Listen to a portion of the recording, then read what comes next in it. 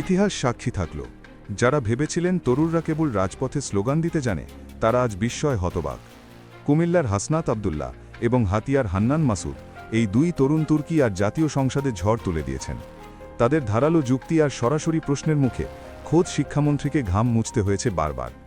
শিক্ষার নামে যে বৈষম্যের দেয়াল তোলা হয়েছে, আজ সেই দেয়াল গুড়িয়ে দিতে সংসদ কাঁপিয়ে দিলেন তারা। রাজপথের সেই তেজ আজ সংসদের প্রতিটি কোণায় আছড়ে পড়ছে। কেন শিক্ষামন্ত্রী আজ কোণঠাসা? কেন পুরো প্রশাসন আজ প্রশ্নের মুখে? সব প্রশ্নের উত্তর পাবেন আজকের ভিডিওতে। বাংলাদেশের রাজনৈতিক ইতিহাসে 2024 থেকে 2026 সাল পর্যন্ত সময়কালটি চিরস্মরণীয় হয়ে ডাকবে। এই সময়ের সবচেয়ে বড় অর্জন হল তরুণ প্রজন্মের ক্ষমতায়ন।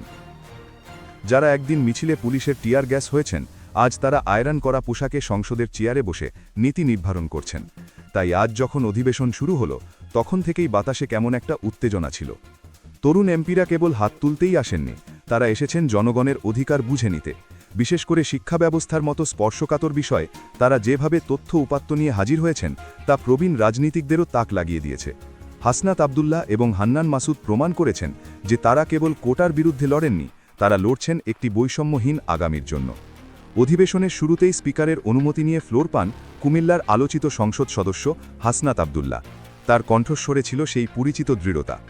হাসনাত আবদুল্লাহ সরাসরি প্রশ্ন তোলেন প্রাথমিক বিদ্যালয়ের ভর্তি পদ্ধতি নিয়ে। তিনি বলেন, মাননীয় স্পিকার, আমরা কোন যুগে বাস করছি? আমাদের শিশুদের ভবিষ্যৎ কি এখন জুয়া খেলার মতো লটারির ওপর নির্ভর করবে? তিনি ব্যাখ্যা করেন যে আগে অ্যাডমিশন বাই মেরিট বা মেধা যাচাইয়ের মাধ্যমে শিশুরা তাদের যোগ্যতার প্রমাণ দিয়ে ভালো স্কুলে ভর্তি হতো, কিন্তু হঠাৎ করে লটারি পদ্ধতি চালু করার ফলে শিশুদের মনে শৈশবেই এই ধারণা গেঁথে দেওয়া হচ্ছে যে পরিশ্রমের চেয়ে ভাগ্য বা কপাল বড়। তিনি অত্যন্ত যৌক্তিকভাবে বলেন যে এই পদ্ধতির কারণে তথাকথিত ফিডার ইনস্টিটিউশন বা প্রাথমিক বিদ্যালয়গুলোতে শিক্ষার প্রতিযোগিতামূলক পরিবেশ নষ্ট হয়ে গিয়েছে। যখন একটি শিশু জানে যে তাকে পরীক্ষা দিয়ে টিকতে হবে না, তখন সে পড়ালেখায় আগ্রহ হারিয়ে ফেলে। এর ফলশ্রুতিতে উচ্চশিক্ষার স্তরে আমরা গুণগত মানসম্পন্ন শিক্ষার্থী পাচ্ছি না। এটি কি পরিকল্পিতভাবে একটি মেধাহীন জাতি তৈরির ষড়যন্ত্র কিনা, সেই প্রশ্নও তিনি অত্যন্ত সাহসের সাথে ছড়ে দেন। হাসনাত আবদুল্লাহ কেবল লটারি নিয়েই ক্ষান্ত হন নাই, তিনি আমাদের শিক্ষা ব্যবস্থার সবচেয়ে বড় ক্ষতটি সবার সামনে উন্মোচন করেন। তিনি একে 3 ধারার বাণিজ্য হিসেবে অভিহিত করেন। তিনি বলেন, যাদের হাতে অঢেল টাকা আছে তারা তাদের সন্তানদের জন্য আন্তর্জাতিক মানের ইংরেজি মাধ্যম শিক্ষা কিনে নিচ্ছে। এটি একটি নির্দিষ্ট শ্রেণীর জন্য সংরক্ষিত প্রিভিলেজ হয়ে দাঁড়িয়েছে। সাধারণ মধ্যবিত্ত পরিবারগুলো বাধ্য হয়ে সরকারি বা আধা সরকারি বাংলা মাধ্যমে পড়ছে, যেখানে শিক্ষার মান নিয়ে হাজারো প্রশ্ন রয়েছে। আর যারা একেবারেই প্রান্তিক বা চরম দারিদ্র্যের মধ্যে বাস করছে, তাদের জন্য একমাত্র আশ্রয় হয়ে দাঁড়িয়েছে মাদ্রাসা বা কাউমি শিক্ষা পদ্ধতি।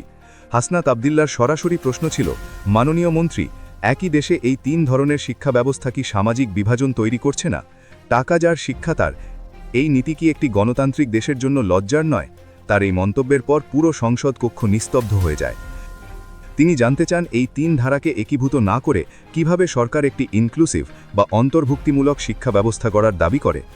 হাসনাত আবদুল্লাহর তাত্ত্বিক এবং নীতিগত প্রশ্নের পর মাইক হাতে নেন নোয়াখালী 6 আসনের প্রতিনিধি হান্নান মাসুদ।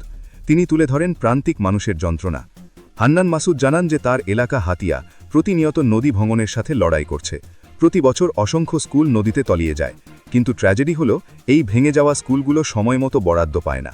তিনি প্রশ্ন তোলেন, যখন একটি স্কুল নদীগর্ভে বিলীন হয়, তখন সেই স্কুলের কয়েক হাজার শিক্ষার্থীর শিক্ষার নিশ্চয়তা কে দেয়? তাদের কি অন্য স্কুলে ভর্তির জন্য কোনো বিশেষ সুবিধা দেওয়া হয়? শিক্ষা মন্ত্রণালয়ের কাছে কি এমন কোনো ডেটাবেস বা তালিকা আছে যা দিয়ে এই জলবায়ু শরণার্থী শিক্ষার্থীদের ঝরে পড়া রোধ করা যায়? হান্নান মাসুদ যখন নিজুম দ্বীপের কথা বলেন, তখন সংসদের অনেকে অবাক হন। তিনি তথ্য দেন যে নিজুম দ্বীপ ইউনিয়নে প্রায় 25,000 মানুষ বসবাস করে, কিন্তু সেখানে একটিও মাধ্যমিক বিদ্যালয় বা হাই স্কুল নেই। এটি ডিজিটাল বাংলাদেশের স্লোগানকে একটি বড় প্রশ্নের মুখে দাঁড় করায়। তিনি আরও জানান যে প্রাথমিক বিদ্যালয়গুলোতেও শিক্ষক সংকট এত প্রবল যে পড়াশোনা বলতে গেলে প্রায় বন্ধ। তিনি সরাসরি মন্ত্রীর চোখে চোখ রেখে জানতে চান যে এই পিছিয়ে পড়া জনগোষ্ঠীর জন্য সরকারের কোনো সুনির্দিষ্ট পরিকল্পনা আছে কিনা। 2 তরুণ এমপির এই ঝোড়ো আক্রমণের পর শিক্ষামন্ত্রীর উত্তর দেওয়ার পালা আসে। তার বডি ল্যাঙ্গুয়েজ বলে দিচ্ছিল তিনি এমন আক্রমণের জন্য প্রস্তুত ছিলেন না। শিক্ষামন্ত্রী তার বক্তব্যে কার্যত হাসনাত আবদুল্লাহর কাছে নতি স্বীকার করেন। তিনি বলেন, লটারি পদ্ধতিটি বিগত সরকারের একটি রাজনৈতিক সিদ্ধান্ত ছিল এবং আমি ব্যক্তিগতভাবে মনে করি এটি খুব একটা যুক্তিসঙ্গত নয়। একজন মন্ত্রীর এমন আত্মসমর্পণ সংসদকে চমকে দেয়। তিনি প্রতিশ্রুতি দেন যে 2027 সাল থেকে ভর্তির ক্ষেত্রে তারা আমূল পরিবর্তন আনবেন এবং অভিভাবকদের সাথে আলোচনা করে একটি গ্রহণযোগ্য পদ্ধতি তৈরি করবেন। 3 ধারার শিক্ষা ব্যবস্থা নিয়ে মন্ত্রী কিছুটা রক্ষণশীল ভূমিকা পালন করেন। তিনি জানান যে ইংরেজি মাধ্যম স্কুলগুলোকে নিয়ন্ত্রণের জন্য কমিটি গঠন করা হয়েছে এবং কাওমি শিক্ষা ব্যবস্থাকে মূল ধারায় আনার কাজ চলছে। তবে তার বক্তব্যে স্পষ্ট কোনো টাইমলাইন বা সময়সীমা ছিল না, যা নিয়ে তরুণ এমপিদের মধ্যে অসন্তোষ দেখা দেয়। হান্নান মাসুদের প্রশ্নে মন্ত্রী জানান যে তিনি নিজে হাতিয়ার পরিস্থিতি তদারকি করবেন। তিনি সংসদ সদস্যকে অনুরোধ করেন একটি লিখিত আবেদন জমা দিতে এবং প্রতিশ্রুতি দেন যে খুব শীঘ্রই সেখানে মাধ্যমিক বিদ্যালয় স্থাপনের কাজ শুরু হবে। এই 2 তরুণ এমপি আজ যে ভাষায় কথা বলেছেন তা কোনো গতানুগতিক স্ক্রিপ্ট নয়, এটি হলো রাজপথের শিক্ষা। জুলাই অগস্টের আন্দোলনে যখন শিক্ষার্থীরা বৈষম্যের বিরুদ্ধে প্রাণ দিচ্ছিল, তখন থেকেই এই দাবিগুলো বাতাসে ভাসছিল। হাসনাত আবদুল্লাহ বা হান্নান মাসুদের মতো ব্যক্তিরা জানেন যে একজন রিকশা চালকের সন্তান এবং একজন শিল্পপতির সন্তান যখন একই স্কুলে পড়বে না, তখন দেশপ্রেমের সংজ্ঞাও আলাদা হয়ে যাবে। তারা জানেন যে নিজুম দ্বীপের একটি শিশু যখন বইয়ের অভাবে বড় হয়, তখন সে রাষ্ট্রের প্রতি তার বিশ্বাস হারিয়ে ফেলে। তাদের এই ইমোশনাল কানেকশনই আজ শিক্ষামন্ত্রীকে কোণঠাসা করে ফেলেছে। এই বিতর্কটি কেন অন্য 10টা বিতর্কের মতো নয়, তার পেছনে কিছু গভীর কারণ রয়েছে। প্রথম কারণ হচ্ছে জবাবদিহিতা। দীর্ঘদিন পর মন্ত্রীরা সরাসরি প্রশ্নের মুখে পড়ছেন। আগে যেখানে কেবল তোষামোদি হতো, এখন সেখানে পাল্টা যুক্তি দেওয়া হচ্ছে। দ্বিতীয়ত, তরুণ এমপিরা কেবল ব্যক্তির সমালোচনা করছেন না, তারা সরকারের পলিসি বা নীতির ভুল ধরিয়ে দিচ্ছেন। লটারি পদ্ধতি যে একটি ভুল পলিসি ছিল, তা আজ খোদ মন্ত্রীকে দিয়ে স্বীকার করানো হয়েছে। তৃতীয়ত, তরুণ এমপিরা প্রান্তিক জনগোষ্ঠীর কণ্ঠ হয়ে উঠছেন। তরুণ এমপিরা ঢাকার বাইরে হাতিয়া বা নিজুম দ্বীপের মতো এলাকাগুলোর সমস্যা নিয়ে কেন্দ্রীয় সংসদে এমন তথ্যবহুল আলোচনা আগে খুব কমই দেখা গিয়েছে। আজকের এই সংসদীয় অধিবেশন প্রমাণ করল যে বাংলাদেশের রাজনীতিতে এক নতুন ভোরের সূচনা হয়েছে। তরুণরা আর দর্শকের সারিতে নেই, তারা এখন চালকের সারিতে। হাসনাত আবদুল্লাহ এবং হান্নান মাসুদ আজ যে বীজ বপন করলেন, তার ফল হয়তো একদিন পুরো জাতি ভোগ করবে।